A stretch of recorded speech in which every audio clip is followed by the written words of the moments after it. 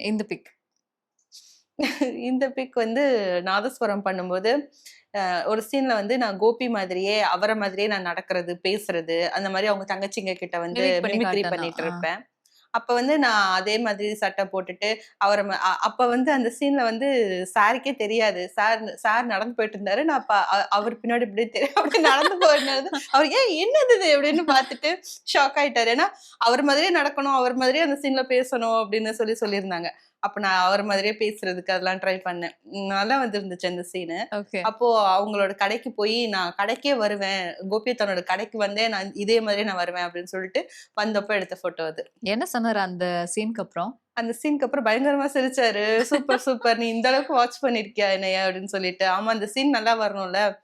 அ எனக்கு அவர் நடிக்கிறது ரொம்ப பிடிக்கும். அந்த பேசுறதெல்லாம் ஒரு மாரி எமோஷனலா உள்ளுக்குள்ள இருந்து பேசுவாங்க.